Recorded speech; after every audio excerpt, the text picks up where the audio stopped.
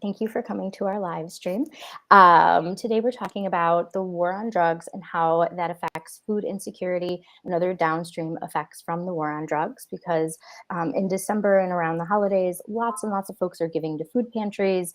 We're talking more about hunger and food deserts and grocery supplies and just the economy. So it's a really great month to talk about this and raise awareness. I have some folks that I adore on this panel and one more joining. So I'm going to let them introduce themselves and then we'll do a brief history before we jump into conversation. Feel free to add your comments and questions to the stream. We are happy to answer them. Great. And so I'll let everyone begin by introducing themselves. But thank you again. And this is sponsored by Curaleaf's Rooted in Good program. I'll start. Hi, everyone. I am a neighbor, basically, to make sure that everyone in my neighborhood. And so I have done a lot of mutual aid, helping to support things like and neighborhood resources.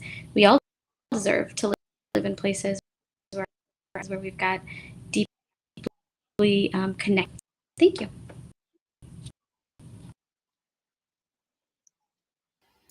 All right, and I guess that kind of puts it on me. Happy to be here. Thank you, Rebecca, for having me.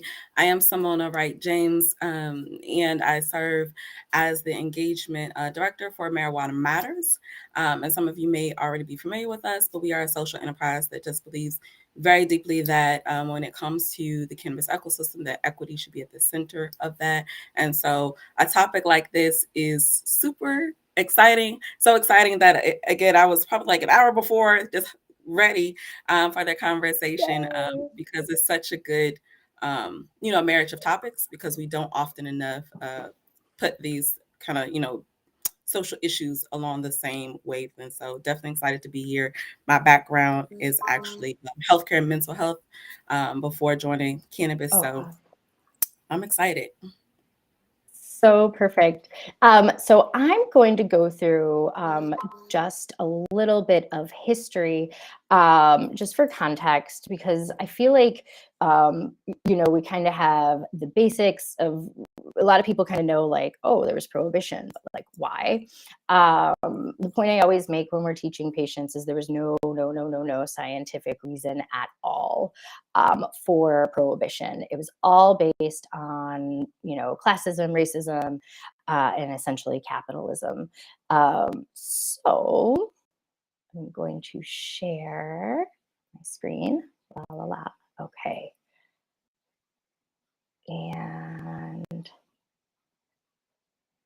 And feel free to join in at any point. Everyone on the panel to, chime in if you have anything to add, because I know this is the briefest history of everything messed up in about 3,000 years in about 5 to 7 minutes. So brief history of just cannabis. Cannabis is used from 2500 BCE as a medicine, spiritual tool for textiles, ropes, sails. 1300s to 1600s, Catholic Church starts executing women for cannabis. 1690, Virginia passes a law that every farmer must grow hemp and it could be used as currency. From 1690 forward until Prohibition, hemp is actually one of the biggest exports. This is what gets a little bit of attention and part of the reason why cannabis ends up becoming illegal. William Randolph Hearst owned paper, and Andrew Mellon had a pretty large stake in DuPont Chemicals. So they had a reason to, use racism and classism to, stroke fear and create prohibition. In the 1800s, cannabis is very fashionable recreationally here in Paris. In 1880 to 1930, we have peak medical use. They used cannabis for asthma, dysentery, pain.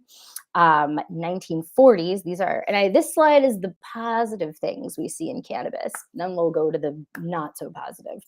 1940s, Hemp for Victory campaign starts. The US government encourages hemp farming again. 1944, medical research says that Cannabis is safe. 1950s and 60s, there's the Cultural Revolution of recreational cannabis. 1976, Randall versus the US. Robert Randall used cannabis for his glaucoma. He was, I believe, jailed. This case made medical use possible. 1980s, 1990s, you have the LGBTQ plus community using cannabis as a treatment for HIV. They set up buyers clubs. And if you look back at some of our postings, you could look back at this whole talk we did on the LGBT community and cannabis. And we go into a lot of the history of how the LGBT community and trans folks actually helped bring legalization. So 1996, we get California legalizing medical use. 2012 is recreational in Colorado. 2015, more medical cannabis research grows. 2018, hemp is made legal everywhere, as well as CBD and other derivatives. And then today, 37 states have a legal cannabis program. So what is the history of prohibition? This is where things take a really kind of ugly turn. So we have that Catholic Church. They're kind of the first ones who start this negative spin. Cannabis is bad. It's making women want to have autonomy, and they're becoming free-thinking people, so couldn't have that. So there's a lot of execution, witch burnings, so on and so forth. 1500s, the Ottoman Empire actually bans cannabis use and coffee. The king and the royalty felt like it was making the people have too many free thoughts, and again, that was bad for the monarchy. 1877, and feel free, panel, to chime in. One of my mentors who couldn't be here today talks about a lot about how post-Civil War Reconstruction was one of the most massive overturning of wealth in the United States. There was a real chance for equity and equality for everyone post-Civil War. But of course, anytime, as we see today, anytime we see everyone having more equity and a better shot at life, there's always that really aggressive pushback. So in 1877 to 1950, we see Jim Crow laws. Cannabis fines and punishment start looking very different for people who are Black, Indigenous, people of color, Latinx. All of those communities really suffer starting in 1877, and then progressively getting, different variations of horrible from that point on. 1910, the Mexican Revolution happens, and there's a large flux of immigration from Mexico. At the same time, though, there's a little bit of classism because Mexico actually was also outlawing cannabis at the same time. There's also a large influx of immigrants, Asian immigrants, Indian immigrants as well. And so there's a lot of racism towards people, and Native Americans are also negatively affected here, as well as the Black community. So in 1931, things really start to crack down. 29 states ban cannabis. In 1930, this real monster, Harry Anslinger, gets appointed. He is a nephew-in-law of Andrew Mellon, so nepotism at his finest. And he's actually in a couple of, if you've seen the Oscar award-winning film about Billie Holiday, he really tortured her. So as we see, cannabis prohibition comes from a couple of places: anti-immigrant sentiment, racism, as well as folks trying to make money, as well as Billie Holiday was very famous for singing the song Strange Fruit, which was inspiring some social change. The people in charge did not like that. So they were trying to solve a lot of problems at once by prohibition. So in 1937, prohibition again begins under the Stamp Tax Act. There was no tax actually ever placed on stamps, ever. They just banned cannabis. 1930s to 1960s, you have the Red Scare and McCarthyism. This is where drug testing for cannabis begins, and loyalty to your employer. A lot less about if you're using cannabis on Saturday for a Monday job, a lot more about how loyal you are. 1960s and 1970s, we have Richard Nixon, who uses prohibition to jail groups of people he didn't like. He famously says, multiple reports come out throughout the United States saying cannabis is safe, cannabis is safe, cannabis is safe. He uses this, he's famous for saying horrible things like, why would I make that legal when it puts people in jail that I don't like? 1980s, it gets even worse with Ronald and Nancy Reagan. The official war on drugs begins in 1986. 1986 to modern era. This gets a little bit better in 2017. The mandatory minimum start and the 3-strike rule. This had devastating effects throughout the country and even world, because we see places like the Philippines following our suit in the war on drugs and murdering people for low-level drug crimes. But a lot of those nations were basing their policy off of US policy. And present-day incarcerations and arrests still disproportionately affect BIPOC communities, even in legal states. So even in Illinois, I have a lot of maps that we could refer back to, but even in legal states, Illinois is legal recreationally and medically. DC, Simona's from DC, they are legal recreationally as well as medically. They won't even post their statistics on the disproportionate arrests related to cannabis. So this is still a really big problem, even in legalization. I just have some horrific things that people share. DARE was known to be ineffective and based on nonsense. As you see, Reagan aide literally said that cannabis can make you gay, and there's so many things backwards about that statement that I can't even begin to unpack. And actually, there's a lot more things out on the internet, but some of them were so horrific and just racist that I didn't even want to reshare them, but just lots of things. I'm going to skip past this clip for now, but we can come back to this. So Ronald Reagan literally says that he says marijuana is the most dangerous drug, and it's going to ruin everything. He was talking out of his butt. And then if we remember the 90s, this is your brain on drugs, Partnership for a Drug-Free Alliance. They seem like they have our best interest at heart. No, they were very much a part of the mandatory minimums as well as these really backwards laws. And look who a Partnership for a Drug-Free Alliance is. I just like to call attention to this. DuPont Chemicals, there they are again. Interesting that alcohol and tobacco companies and pharmaceuticals are part of this alliance. And then before we get to just the discussion, here are some maps. So this map in purple, it's really interesting to compare these maps. This is how much cannabis is used throughout the United States based on demographic areas. And some examples is focus here on Cook County, and you focus here in Arizona. And then over here we have LA County, and you see these like more cannabis use. If we focus on where people are using cannabis and then where poverty is, we see a little bit of a correlation there. But here's where things get very strange. So again, we have these counties here in Arizona. And so some of these counties are where, particularly what struck me is you see the cannabis use, you see incarceration rates, and you see a matching of where people have food insecurity. And then you also see a matching of where do Black, Indigenous, Latinx, people of color, where do they live? And there's a strong correlation between all of these maps and who is affected negatively and why. And we're going to deep dive into this. So because a few of us are based in Chicago, Cook County, which has decriminalized, which has recreational and medical legal cannabis, we are expunging records. Still, there are Black people who are arrested 10 times more than white people for cannabis-related crimes. And this could be for driving because there's a scent. This could be being over your purchase limit, a wide public use of cannabis. Like the crimes related are very minor and they are ridiculous. So this is still very, very much a problem. And then just again, just to show a map, here's the disproportionately impacted areas of Illinois. As you see Chicago, you see the South Side and West Side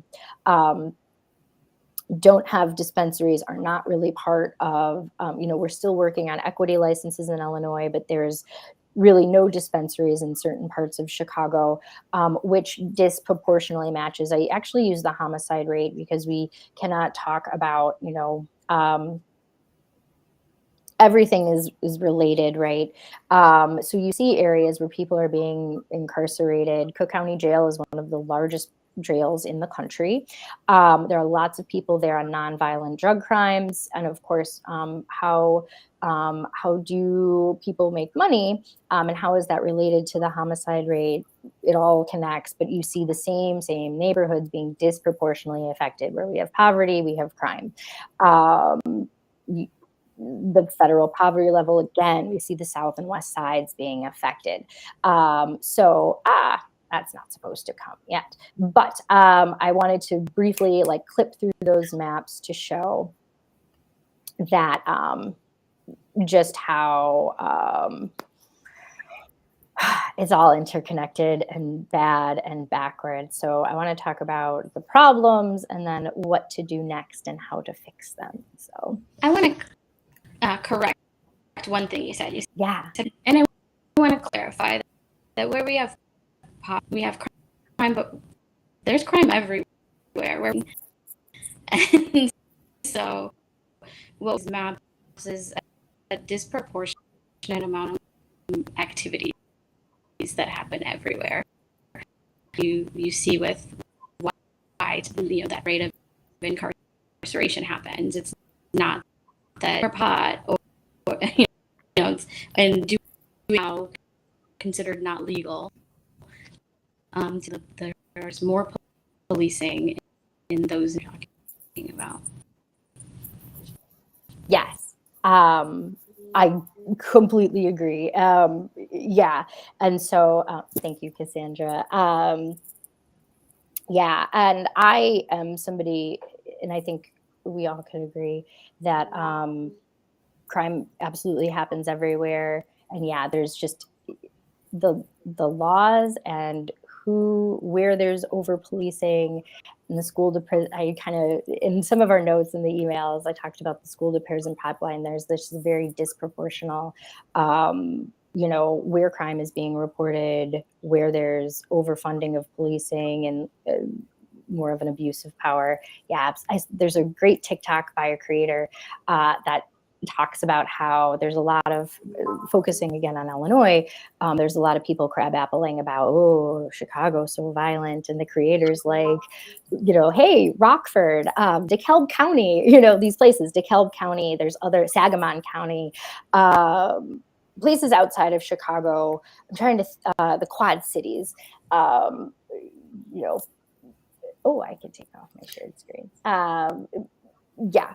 So thanks. And it's kind of like you were saying, Rebecca. I mean, a little while ago during the slides, a lot of where we are today, where we are today is absolutely, because of the systemic, oppression, to Black and brown communities and people. So it's not at all by chance that when we look at, the communities that have food insecurity, when we look at the communities that are less resourced kind of across board, no matter what life domain we're talking about, they're oftentimes, communities of color, because you have the individuals who not only have we had this like smear campaign of cannabis and of different practices being bad or wrong or unhealthy, but we've also had people in positions of power who've been able to really come into the practice of whatever it is they're doing, whether it's police or whether it's in the judicial system, who take on their biases, their racist beliefs, and that's how we end up with this disproportionate, rate of incarceration, disproportionate rate of arrests, disproportionate rate of even individuals who've been involved in the CJ system, right? And so when we think about the impact, it's not just, the conviction of a person with a cannabis charge that, has ruined lives and generations. But in some instances, it's just the mere fact of being involved in the CJ system. Maybe I was arrested. Maybe there was use of cannabis, and that was deemed, wrong in a particular place because I live in and I'm really just throwing out scenarios in a federal housing community. And that's important to point out because in DC, because it is federal land and because it's not a state. So when you said a bit ago, DC, we're close to being recreationally, having recreational cannabis cut on, but not yet, right? Because there are so many additional barriers that we face in DC by not having statehood. So it's all these That's right. intricacies, right, of still oppression, even with that, right? And people say we're close to it because, just what, a month or two, the ability to self-certify, was cut on, which is amazing, right? So people no longer have that barrier to access, but still, nonetheless, if you are in different, housing situations, if you've had any interaction with the CJ system, like there are just certain still things you can't do. And as it relates to use, where you can still end up in a pretty bad situation, and arrests are still happening in DC for cannabis use. So I did want to kind of just point that out and really applaud you for giving that history of cannabis in such a short amount of time, because you're right. How do you chronicleize or put in summary that much history when it comes to cannabis? Because a lot of this is, mind shifts that we have to have as it relates to cannabis, and being more unafraid to have conversation around, where we need to pivot, right? When we look at cannabis use, when we look at cannabis policy, because it is a more situation of like re-legalization than just, legalization, right? And when you think about it from that aspect, and we know this plant isn't new, and it's like indigenous, and a lot of us have had like years, right, of interaction with this plant, we have to again just double down on like, okay, this is what has happened, and really get a good sense of what that looks like in real terms, and not just statistics, but the statistics are important. And I love that you had all those maps kind of overlaying the compounded issues within our communities. That's important to talk about and see. Yeah. One of the things that brought me to this and my entire like origin story, like how did I get to nursing? How did I get to cannabis? How did I even get involved with public policy? That's where actually me and Cassandra met years and years ago.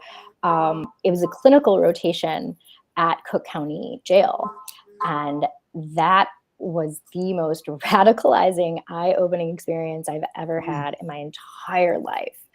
90% of the folks there didn't do anything different than anybody else I knew.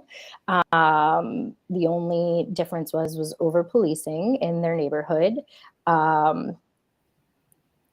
They were all there. Most of the women I talked to, nonviolent, low level.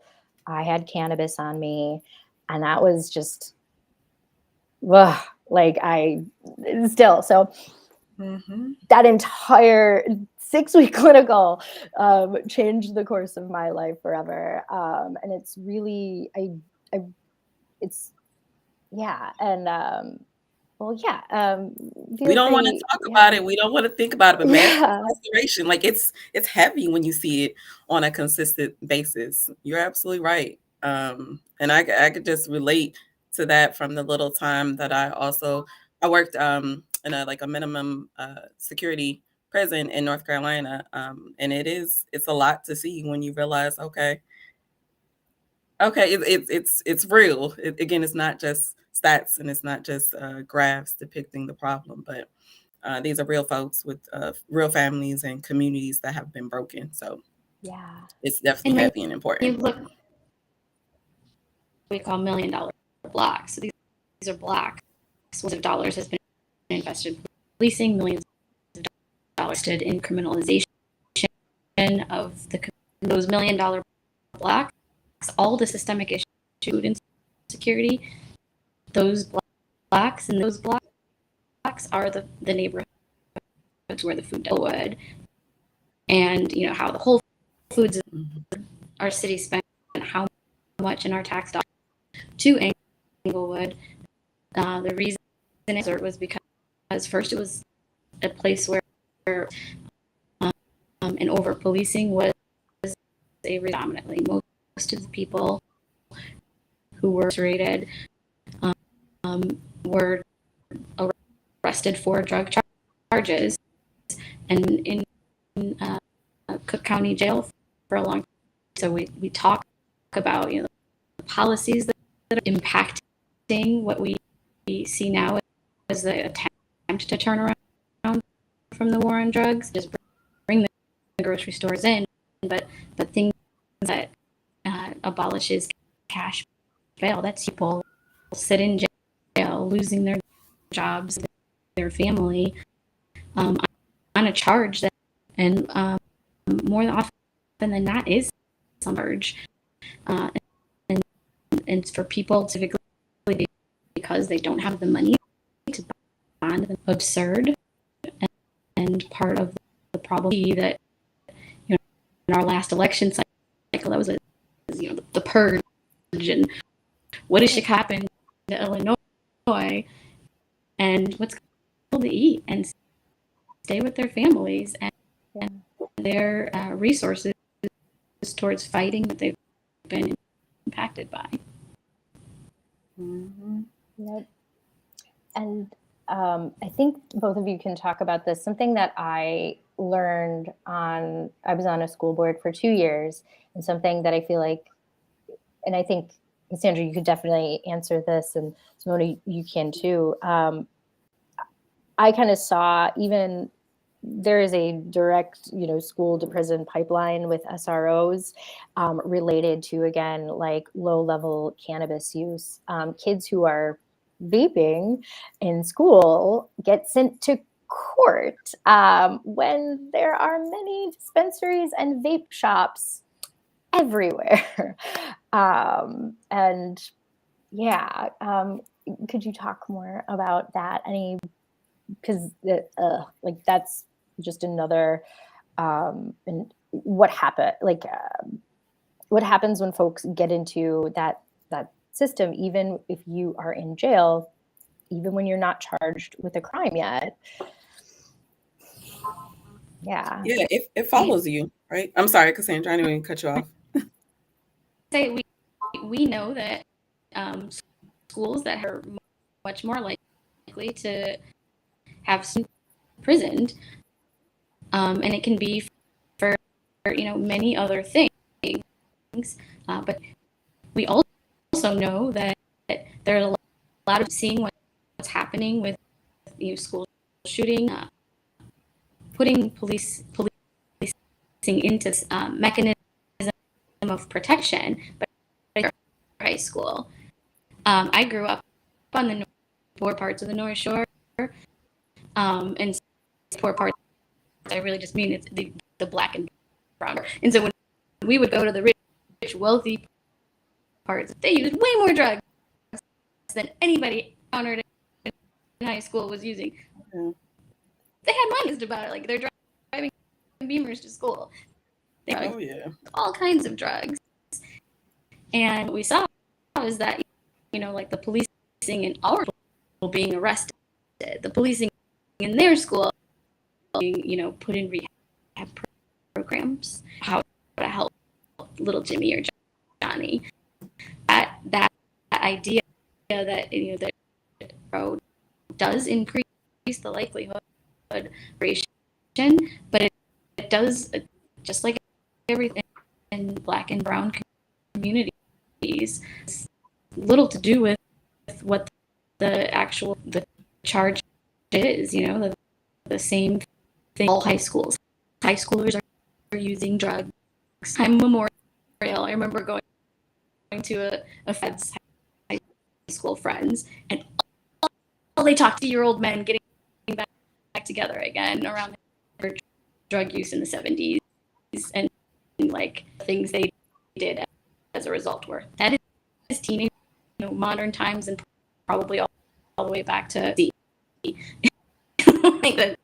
This is part of what that teenage period is like. It's and doing all those things. So SROs just remind us, and the behaviors that aren't going to be accepted by our system.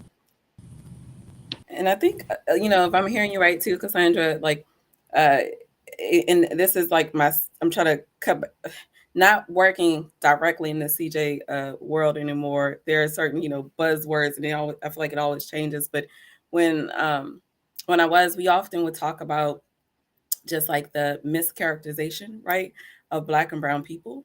And when we talk about it, even in a non like work setting, or even not academia, even from parent to child, we often have to think about it from this angle too, like preparing our own kids, right, to realize that, when you walk out that door, you're going to be perceived differently and handled differently, and the approach will be different, right? So when you talked about the intervention of, what resources, are allotted in school systems that tend to have like more individuals of wealth, or of a different, socioeconomic, class, that's relatable, because, when it comes to Black and brown children, it's, we don't want to talk about it as much. And that's why I love quoting Angela Davis when she talks about mass incarceration, because it's so easy to forget about the connection. It's so easy to forget that a lot of where we are again is through systemic oppression, and it is through the mischaracterization of Black and brown people that we've been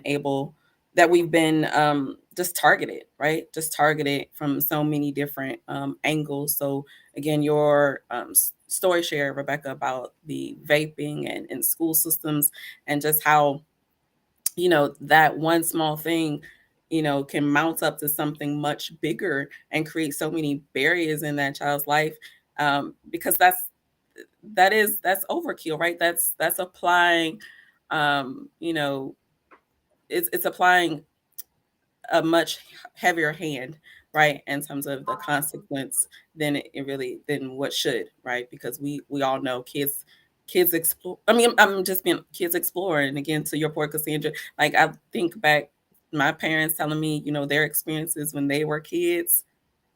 Whew, what didn't they try? And I'm saying that lightly, but it's really kind of true. Um, but they weren't at that point. We weren't at that point as a society where we were being overly jailed necessarily, for use. And I think that's important for us to, like, again, keep in mind that a lot of these are like new interventions, new systemic ways to put folks in these very compromising situations, where sometimes,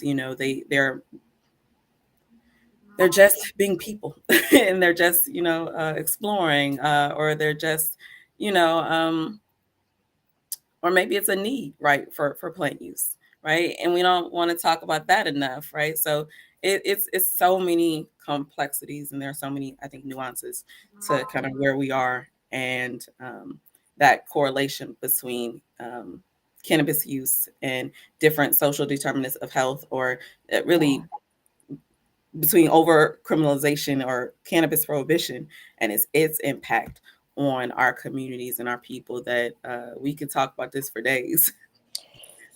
Yeah. And I kind of wonder if we should do a second one of these too, because there's there's so much to talk about where I can't even like think of like which question to ask next. Because um, with social determinants of health, and we've all read the studies, um, I know on the three of us, they impact health more than really anything else. Um, and nobody addresses them, right? Because when we're incarcerating people, when we are forcing people to live in poverty, it's, it's not, there's a lot of people are trying very, very hard to keep pushing individual responsibility on people. And it's just not true. How do you not, if you have been incarcerated for cannabis and then you go to get a job, but you've been incarcerated, or let's say you haven't been incarcerated at all, but you get a job and you use cannabis, which is legal, or just CBD, which is federally legal. If you test positive on that drug test, and let's face it, the people who are getting drug tested are working people. It is not, it is not the C-suite. It is not the executives. It is working people. It's nurses, it's teachers. Who are nurses and teachers? There's a lot more diversity in nursing and teaching, service work. and then, you used cannabis at 30 days ago at a concert, you test positive, then it's difficult to get a job. Sometimes your license is reported. A nurse out of Louisiana was using cannabis. She got her license taken. If you are a Black nurse or a Latinx nurse, you have a much higher chance of getting your nursing license taken from you for really nothing. That puts people in the cycle of poverty. And how can you avoid diabetes type 2 when there's no access to a grocery store? Getting to a grocery store is expensive because the trains don't run on time in most cities. There's a lack of infrastructure. It's compounded. So like, that's why we should have another one of these, because like it starts as one thing and it seems intentional, right? Because it is the defunding of public health, like, yeah, 100%. And that's the thing, when we say war on people, right? There are some of us who affectionately, have started many years ago, right? At this point, instead of saying war on drugs, it was a war on people, because it wasn't just the people who are behind bars, right? This impacted, it literally is everyone, right? Because that's somebody's auntie potentially that has been incarcerated, that's somebody's cousin who was arrested for use and now has a strike against them, right? And you already have the multiple strikes of either being a minority or your sexuality. Like, there are so many again, just kind of, again, domino effects that this has. You can't not see it as a war on people when you look around, to your point, and there's only 2 grocery stores. And it's really funny because yesterday I got a chance to meet the owner of our fresh food market here in DC. And one of the things she was saying is that she tried so hard to get like funding to create this kind of co-op where there is fresh food accessible, that's like ethnically, appropriate, and that's affordable. But oftentimes, when we have conversations about putting resources into a community that has been targeted, those resources don't always come readily, right? And we definitely don't have, meaning minority folks, don't have access to necessarily develop those systems, to develop those types of grocery stores with fresh food, because we've been through literally a war, right?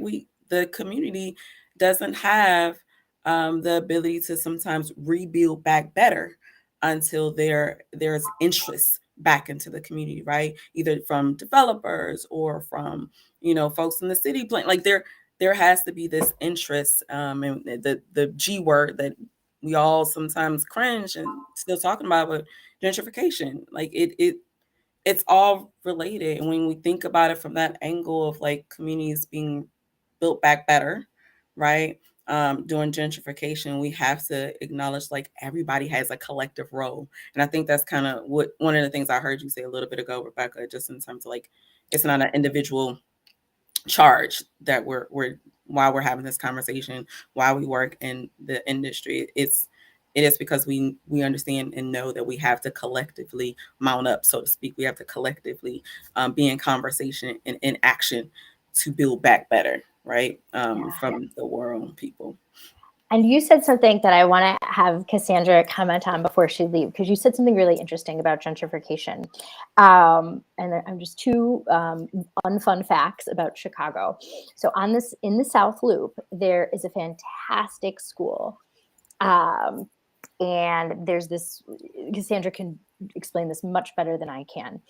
So the South Loop has essentially gentrified over the last, 10, 20 years. Fantastic, award-winning Black high school, I believe, is there. Also at the same time, it's an elementary school. It's an elementary school that I'll really let Cassandra talk about, because she could talk more about it. But at the same time, so she'll explain the school, but also at the same time, the residents of the South Loop, the same alliance, is also fighting against a Black-owned dispensary in the same neighborhood. So go on, Cassandra. Tell us everything about that. There's a National Teachers Academy. It is a school, and it is a site actually walked the public housing, the school. Many of the students lived in that high rise. They watched those high rises become racist public housing closures daily and manual administration. Students watched, the generational homes for and still work to school every day, right there, right now, create community and main unity through their school, even though they were housing. And the school's been, which is the highest rating in Chicago school systems now. It's been a 1 or a 1.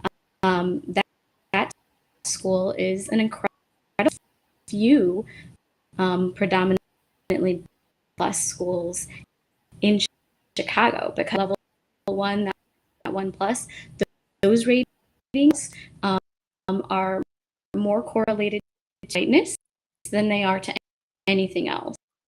Level 1 plus school that is not predominantly white, not have a predominantly white and wealthy school. So we know in Chicago that those and the South Loop community, so they have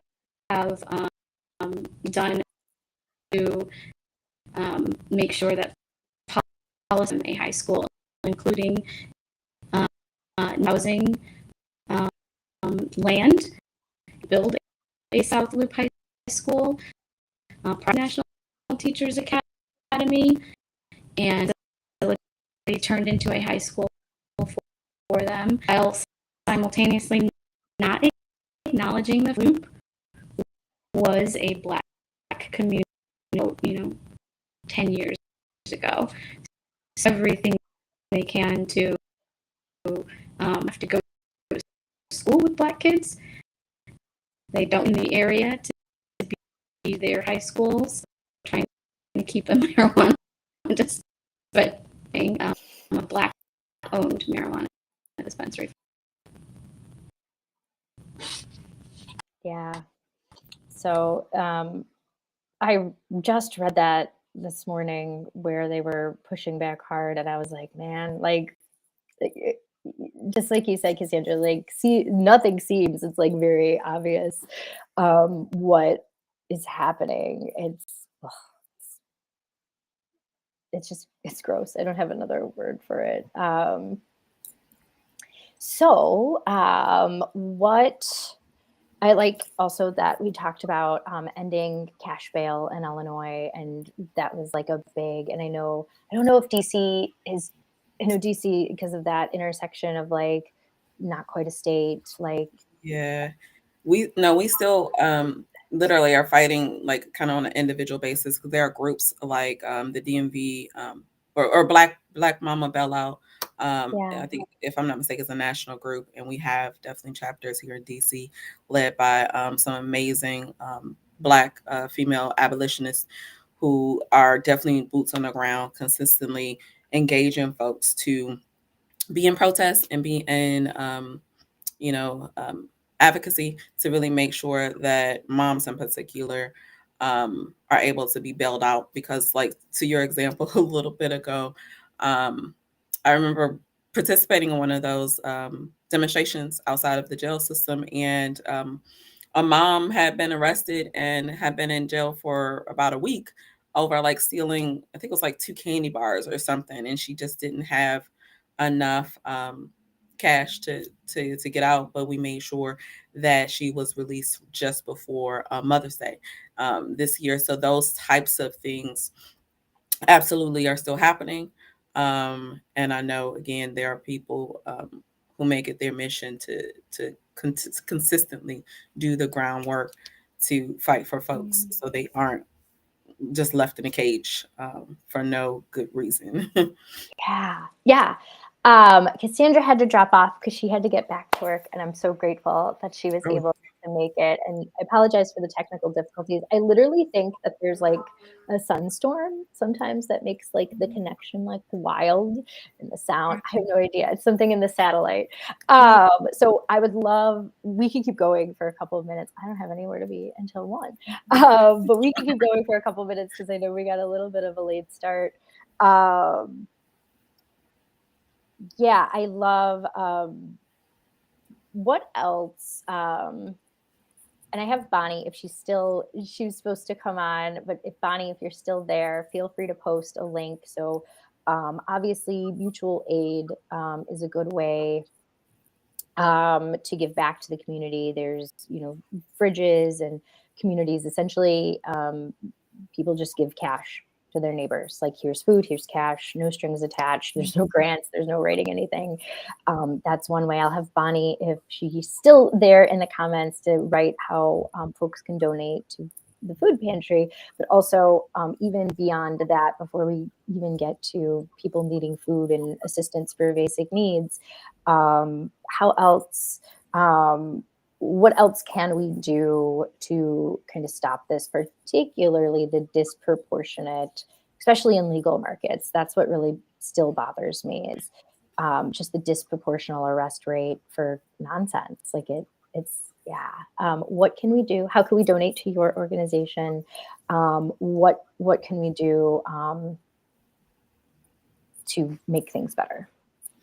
I feel like, so again, like there's like the individual level, right? And then there's like the collective level, right? I feel like there are distinctly, of course, organizations who do this, again, the work on a daily basis to help folks as they're exiting the prison system, to make sure that they are able to kind of meet their day-to-day needs, right? Because what we know, and I feel like the stat last time I read an article about this, it was like something like 70% of all folks released upon release are at a place of food insecurity, right? Because they don't leave with having resources, right? And oftentimes there isn't a wraparound type of service kind of put in place. So connecting to organizations that do that work, I feel like, is super important. And then also, we all, and I say this kind of lightly, but we all know someone or like for that could benefit, right, from our help, right, individually, whether it's helping them connect to a case manager, like we know someone who's been recently released, or organizations like 40 Tons brand. They even have a Can of Christmas event coming up this Saturday in LA, where they're pouring love and resources into families who've been impacted by prohibition. So I think getting involved in that way, volunteering, donating, right, resources as it relates to food, or again, workforce development skills, right? So someone can have the means to provide, food for their family and for themselves.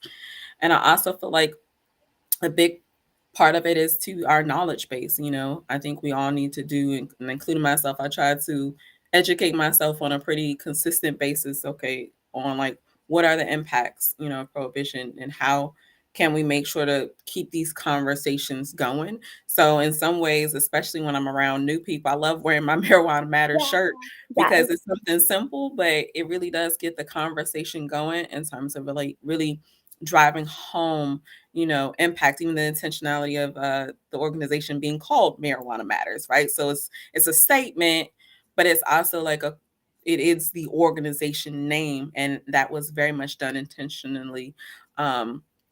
And if folks know the history around, the word use of the word marijuana, you know that it's important that we reclaim our power, right? And really do some reverse engineering when it comes to the smear on cannabis and on the plant. So being in conversation, being connected to organizations that are doing the work, I think is super important, because we're definitely at this point where more and more people, I feel like, are wanting to be a part of like the action, the movement, the legislative process, to say, okay, how can we make sure that this is something, when I say something, that the oppressive practices and policies that are in place, how can we help to reverse engineer some of those wrongdoings. So I feel like, yes, if you would like to be connected to Marijuana Matters, we would love to connect. Our our way of showing up is definitely to provide education to help folks, again, become advocates, more than just consumers, especially talking to Black and Brown folks, or anyone in general, because you can get the latest Zaza or smoke whatever, but you can also tap into a conversation about social equity, because that's just as important, because social equity doesn't just apply to the business owners and those in the industry, right? It applies Yeah. to the communities that were impacted, right? It applies to patients. Yeah. It applies really to everyone, because social equity is bigger than even just cannabis, right? It's making sure that we all have the appropriate resources and access points, right, to live meaningful and have good quality of life. So definitely tap into us, marijuanamatters.org. And we're pretty active on our Instagram. So definitely want to kind of elevate that. So Yeah. folks can tap in. Marijuana Matters DC is the Instagram handle. And we do put up, again, different content posts to really, again, get conversation going and make sure that this is something that's on the forefront of our minds as consumers, as government, as just regular old community folk. So I appreciate you, Rebecca, for having Yeah. me. This Oh has my been gosh. No, I'm so happy you made it. Yeah, because this it keeps me like it's one of the things that like really keeps me up at night. I don't know. I'm always I've talked about this at like networking events or parties to people in the industry. Like I wonder. I'm interested to ask somebody I am, but I'm also don't want to ask because I don't want to like re-traumatize them because I'm sure there's a lot of bad feelings, rightfully so. But like, I can't imagine being in prison right now and seeing everyone and their uncle like out at consuming events, like seeing this legal market happening, and like you're in prison for the same thing. Like and so like sometimes even just at the dispensary, I'll hear somebody say something like, "Oh, this is like the Apple store," and I'm thinking like, "Well, Mhm. who built this industry? Like who who did we all, yeah, yeah, Can't lose how, focus on that. You can't.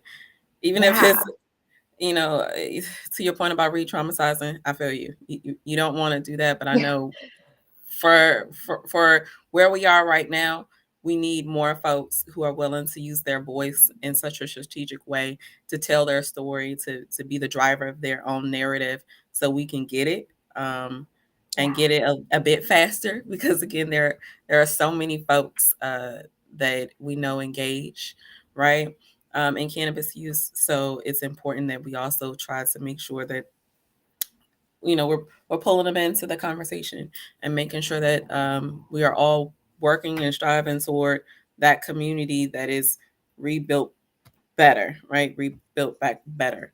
And I think that's important because we've been through a lot. But yeah, there's still, greener pastures. There's still opportunities, right, that exist, as it relates to how our community looks and how it feels, and yeah, the different resources that we have, so long as we're collectively moving toward progress. yeah. Um, Something, and of course, like I haven't discussed it on LinkedIn because I feel like a lot of people commented. I know you probably saw it too on Instagram, LinkedIn, but we'll mention Shirtgate. So there is a wonderful person who created a line of clothing and canvas bags to encourage people to buy cannabis from Black owned and women Black owned cannabis companies. It's buy weed from women. You've probably seen it. It's at Curaleaf. Please purchase these bags. Do that for sure. Buy that, buy that, buy that. And there were some bucket heads, and that's the most polite way I can say it. I saw them and I like it, Oh, you say you saw them, and Oh, I cringed hard. I was like, oh goodness. Like I just didn't get near. I can't. I have no filter when it comes to folks like that. Rightfully so. Don't know if you don't know what Shirtgate is, just go on LinkedIn, put in cannabis Shirtgate, you'll figure it out. But do that. Do buy weed from women, buy that merch. And tying that in, Vic Mensa said something at a conference that I was at, and he called out the room. I clapped. If you are an investor and you're watching this, please, please, please try to fund real people, particularly Black and Brown people, particularly people who have been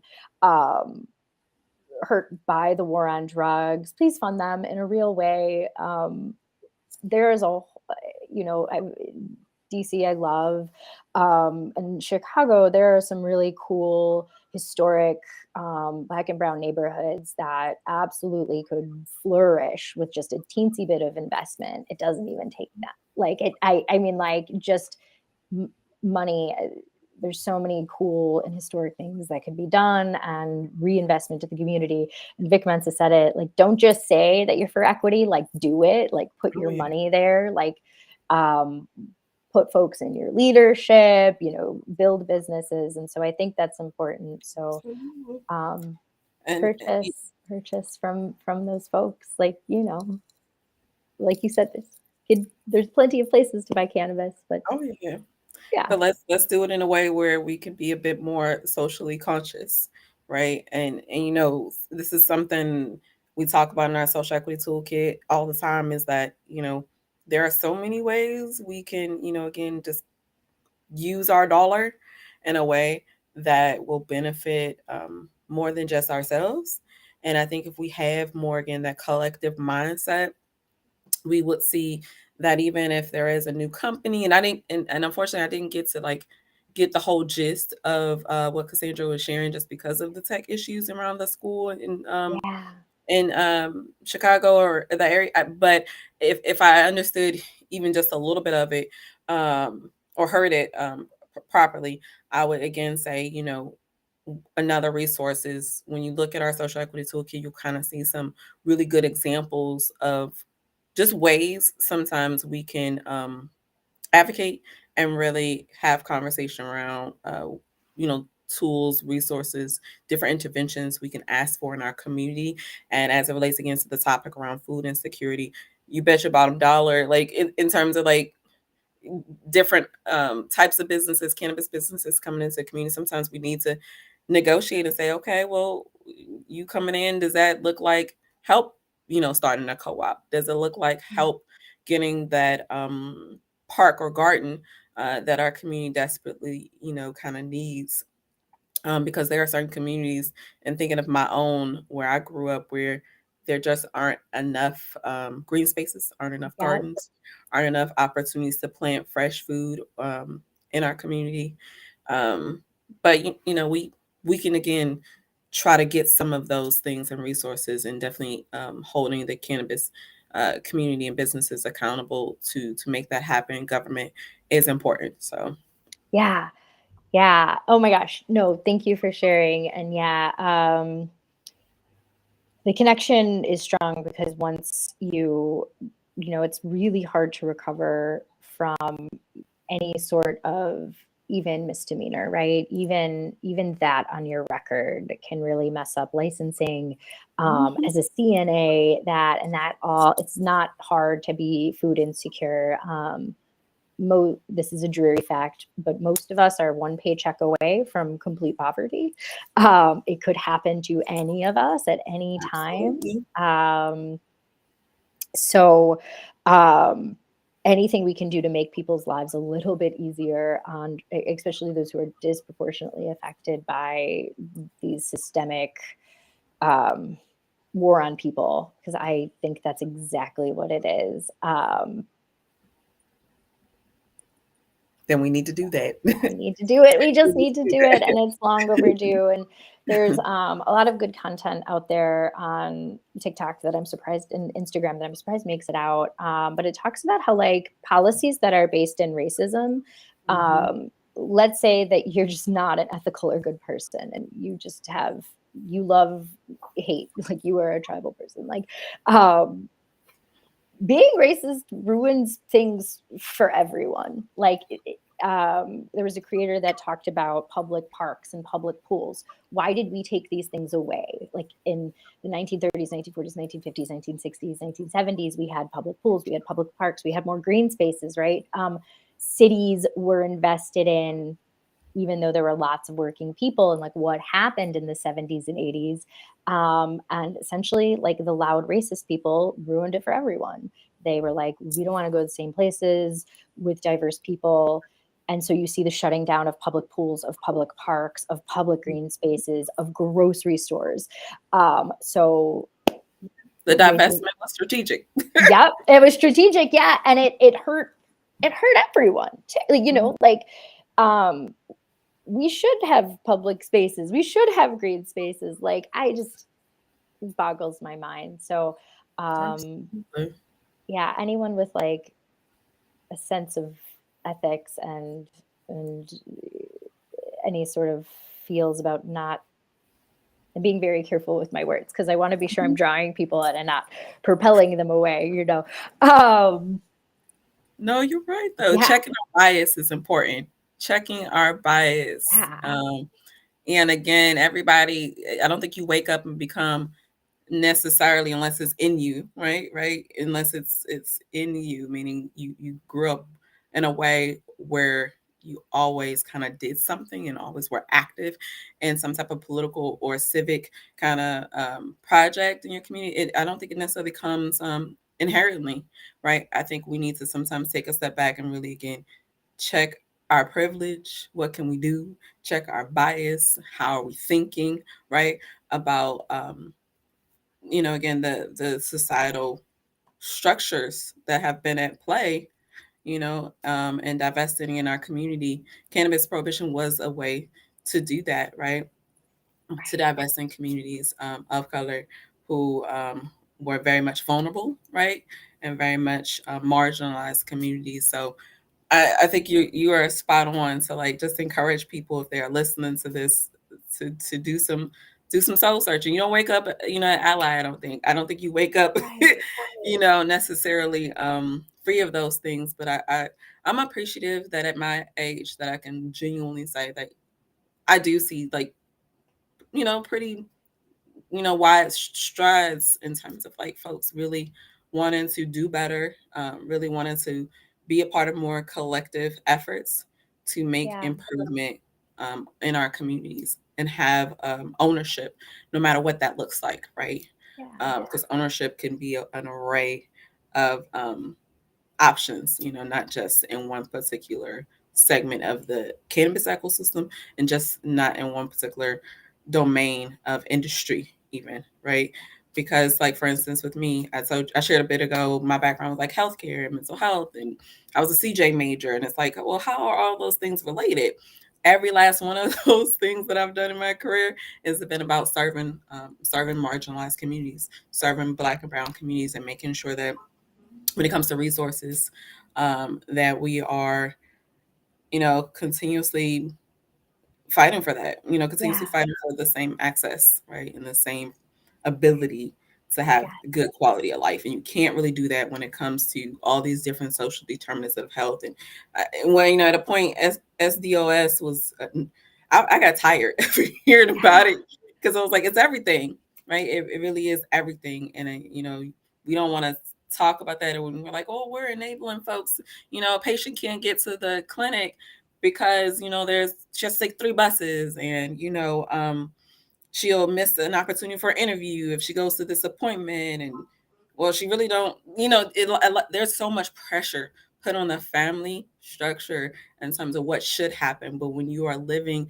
in constant vulnerability, right, to yeah, different elements, over policing, you know, under resourced community, it's not a wonder why, again, I'm having to make these decisions about my livelihood. Oh well, I'll sell marijuana. You know what I mean? Like that'll yeah, take care of my family. And that sounds I think to some like the easy route, but those are choices usually out of like economic strain. A lot of that's the reality. Oh, yeah. There was a really interesting piece on NPR not that long ago. They talked to somebody from the south side of Chicago who was incarcerated, and I can't remember why. But he was like, they were like, what would get you to like stop doing XYZ? And I can't remember if it was cannabis related or I don't think it was. I think it started there and then evolved. And he said, he was like, if I got a job that paid a living wage, like I wouldn't need any of this. And that's really it. I completely agree. We can't, how do we have healthy people when we're forcing, sure, everybody has a choice if we want to work or who we want to work for, but not really. You have the choice not to work, but then you die. So it's this kind of very forced thing. Mhm. Um, yeah. You definitely are. The cards are dope. Oh, away. Yeah, and I mean, if you've never been poor or precarious, even precarious, I don't. Yeah, if my choice was not eating at all and doing anything else, I would definitely do anything else because nobody is going to starve. And yeah, the barriers we put on people, the oh, there's no food in your community. Why do you have diabetes? Why do you have high blood pressure? Mhm, You need to mhm. stop eating those snacks. Like, where are people gonna go? Like the only like, I mean, and this is we see it in Chicago, we see it in DC, we see it throughout the country.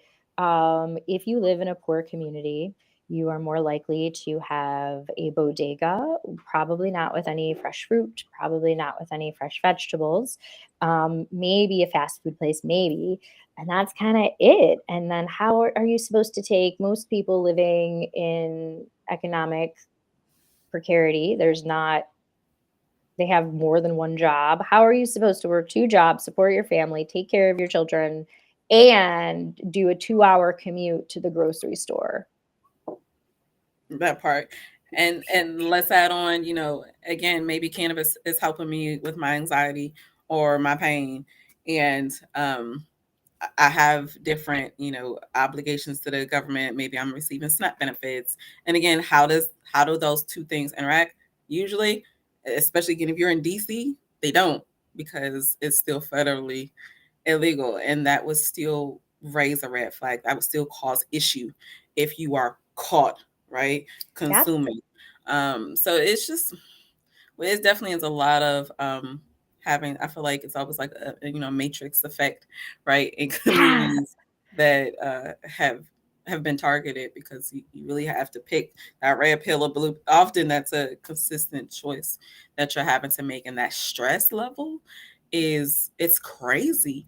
And I remember being a student in CJ studying like criminology, and we were having conversations about the body's impact, like what happens when you are pulled over by a cop, especially what often happens if you are black or brown being pulled over a cop. Your body literally goes into high alert, most of us, right? And you go into that fight or flight, and your blood pressure is Yeah. elevated. So in terms, again, your health, sometimes consumption is not about, oh, let's just get high, no, it's very Yep. much about like, how can I have a healthier life? How can I feel better in a way that is more restorative, Yeah. to my body, and to my lifestyle, as opposed to some of the pharmaceutical options that are on the market. So yeah, it's a lot. There's so much. And exactly that. So yeah, and using cannabis as pain relief, using cannabis as an anxiety relief, it's affordable. It's accessible now. It's a little more accessible. So yeah, and with the drug testing, the drug testing piece really grills my cheese, because it makes me so mad that we have a legal market, yet we are still drug testing people for jobs, and it's mostly anything be anything that is not a high end executive, Yep, um, yep. drug testing. That Like, isn't bias. That's bias at its finest. I mean, the NBA, what are they? They're on year 3, not testing, I believe, for yeah, players this off season. And I Yeah. mean, that says magnitudes within itself. But if I'm if I work for sanitation, the city doing sanitation, I'm tested. I mean, just make it make Yeah, sense. And often, exactly. those practices and policies just don't make sense. But what it does do again is often put more strain on folks who are already on the edge. And that's where we need to, like, again, realize those things are happening and really advocate and really get in more involved politically to make changes, so that way this type of system, is stopped in its tracks, right? And we try to do no more harm than what has already been done. Absolutely. Oh, absolutely.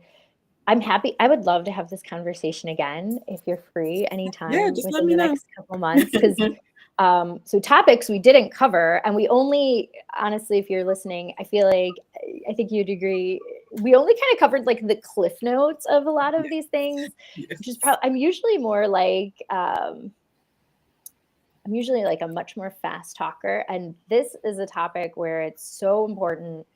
I didn't want to misspeak, but also there's so many layers to it where it's like Lots to unpack. where Yeah, do you even begin in like an hour? So we could like make this a whole series because absolutely. there's the farming aspect, like oh no, hack on LinkedIn. Oof. No, no. That has happened to me before. Yes. Kick them. All right. I don't Look, know how to do. horrible. I'm going to turn off the That chat, should not be because I there. don't love the people out there, but oh God, sorry. Um, Horrible. Man, but yeah, there's the farming aspect. Like, how do we have our food system? How is our food Mhm. system affordable? And it's from migrant labor from Central and Central America because of the war on drugs and the underground market. There's a cartel, but it's not how we think it is. And that's why we're getting this influx of migrants who are working in horrible conditions to give us food that most of us can't even afford. And just the Mhm. prison industrial complex. Like, so there's about 1,000 things. So There is. It's so many layers. the It is a school lot dismissal to unpack. So pipeline. yeah, you let me know whenever. Happy to rejoin to have more conversation around this because it is a lot to unpack. And so we'll post all of Marijuana Matters DC. We will post all of their links in our social media. Please donate to them if you can. Use their social equity packet if you are new to this. Other resources, easy to find. The movie 13 on Netflix is a really great discussion on the prison industrial complex and who that affects and why. The New Jim Crow is an excellent, excellent book on this. I would definitely read that as well. And also, your local library is an excellent source. There are lots of academic materials, but then easy to read materials about the history of all of these things. But yes, donate. And then if you want to help directly help people in the holidays, the Chicago Food Depository is a great place to donate if you are in the Midwest. If the Niles Township Food Pantry, where Bonnie was from, we have a lot of refugees in our community, one of the biggest suburban food pantries in the country. Donate there. So donate to food. And then if sometimes the nonprofit industrial complex, if you want your dollars to absolutely go to people, mutual aid, it's easy. Literally handing people money is one of the most effective ways to get people out of poverty, and studies have proved this. So if you know anybody who's struggling, literally just give them $100. It will have much more of an impact than a lot of things that you could do, and just say no worries, good. So that was our talk today. There's about a billion more things we can talk about. Simona, thank you so much. I absolutely love your organization. um, Likewise. yeah, 40 Thank tons you. too. Thank you for mentioning 40 tons is another really great organization to donate Absolutely. to. And thanks again for Curely, Fruited and Good. I have to say, what I love about this program the very most is not only the ability to educate people, but the connections and these really cool organizations that there's Absolutely. like so much more awareness. The coolest people I've met through this program. I love your organization so much. 40 tons, Women Grow, Pulse. Like It's It's just a like great cool to be in the room with you guys. it is. It's a really great cohort, and everybody is, really chomping away, right? At, the work. And the work kind of never stops, but that's kind of the cool part about where we are. I think in the ecosystem and how it's being built is that we get to have these conversations and again try to hold the powers that be accountable to really Yeah, make sure that equity, to make sure that is at the center, right, of everything. As we build and absolutely. as we engage. So thank you so much. Yeah. This was great, great convo, Rebecca. No, thank you for coming, and thank you, everyone. We're gonna put this on social media. The recording, it will be available later on YouTube and Facebook and TikTok, all the places. And we'll do this again because I know we only like you scratched the surface because this is so many stories and policies and things to talk about, history. So thank you again. Have a great day, everybody. All right. Happy Friday. Bye.